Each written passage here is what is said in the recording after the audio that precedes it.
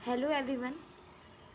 Aromaticity, तो आप देख सकते हैं यहाँ पे एरोमेटिसिटी की डेफिनेशन दी हुई है। यहाँ पे क्या लिखा हुआ है, the extra stability of a certain cyclic conjugated compounds is explain in the terms of aromaticity. तो इसका मतलब तो समझा नहीं होगा, इसका मतलब क्या होता है वो समझते हैं हम यहाँ पे।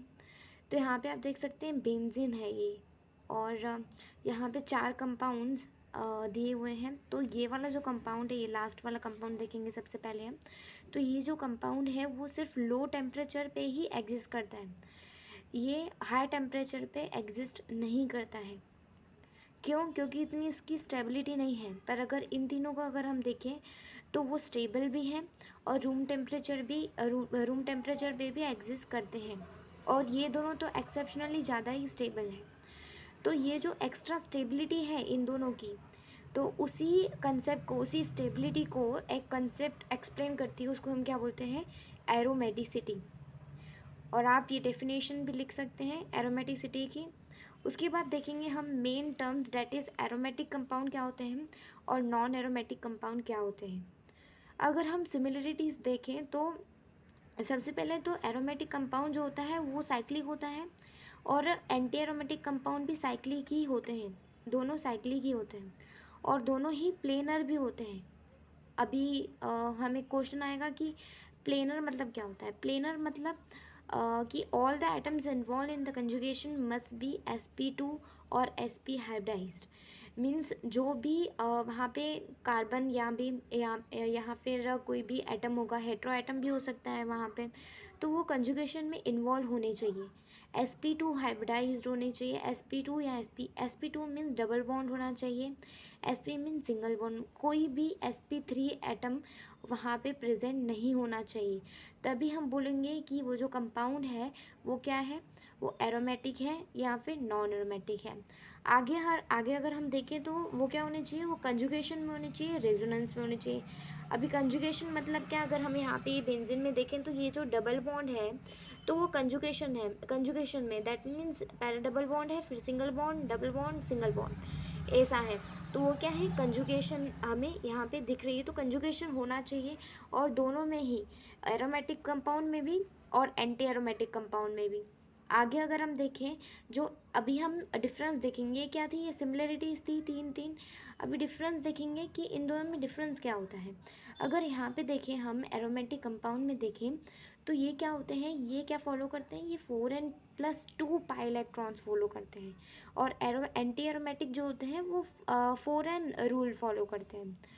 मीन्स अगर हमें क्या करना पड़ेगा, हमें ये n की वैल्यू में, n की जो वैल्यू है उसमें हमें न्यूमेरिकल वैल्यू पुट करनी पड़ेगी। कैसे?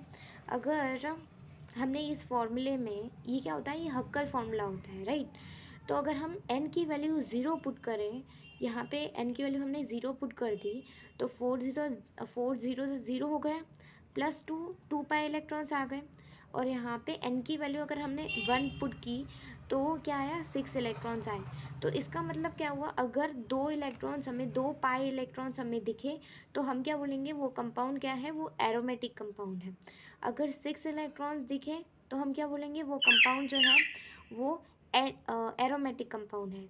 अगर 10 इलेक्ट्रॉन दिखे तो तभी भी हम क्या बोलेंगे, एरोमेटिक कंपाउंड है। अगर हमने यहाँ पे 3 वैल्यू डाल दी तो क्या हो जाएगा, 4 3 12, 12+2 14, तो 14 इलेक्ट्रॉन आ जाएंगे। तो ऐसे हम निकाल सकते हैं, और वो वाले क्या होंगे, एरोमेटिक कंपाउंड होंगे। यहाँ पे एग्जाम्पल भी दिए हुए हैं, ये क्या है, ये एरोमेटिक कंपाउंड है।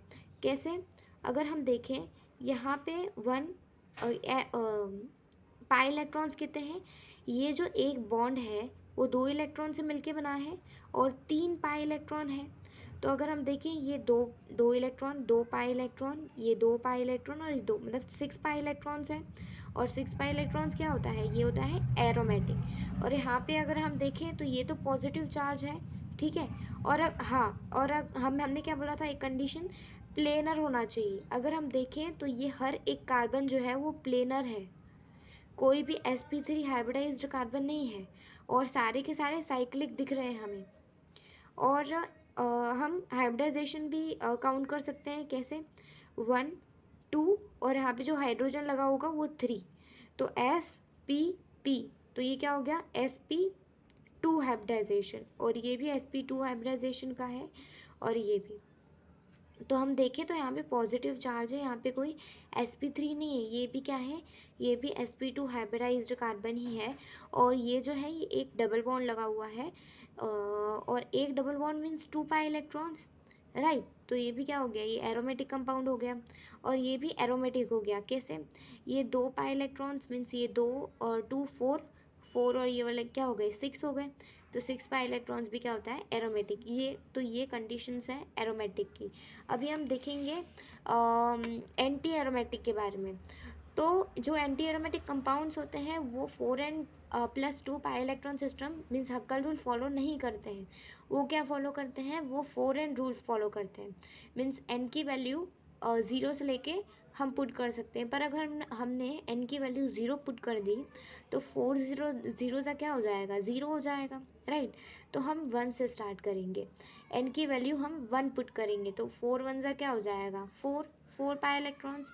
तो कोई भी स्पीसीज जो 4 पाई इलेक्ट्रॉन कंटेन कर रही है, प्लेनर है, साइक्लिक है, रेजोनेंस शो कर रही है, तो उसको हम क्या बोलेंगे एंटी एरोमेटिक कंपाउंड। जैसे कि ये वाला एग्जांपल हम देख सकते हैं, यहाँ पे क्या है, यहाँ पे 2 पाई इलेक्ट्रॉन्स है और 2 पाई बॉन्ड्स हैं और 4 पाई इलेक्ट्रॉन्स हैं, राइट।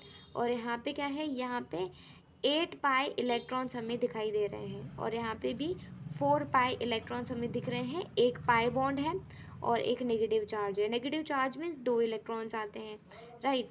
और अगर हमने 2 पुट कर दी तो 4 2 8 हो जाएगा। 8 इलेक्ट्रॉन कंटेन करने वाला भी क्या होता है, 8 इलेक्ट्रॉन कंटेन करने वाला भी एंटी एरोमेटिक कंपाउंड होता है।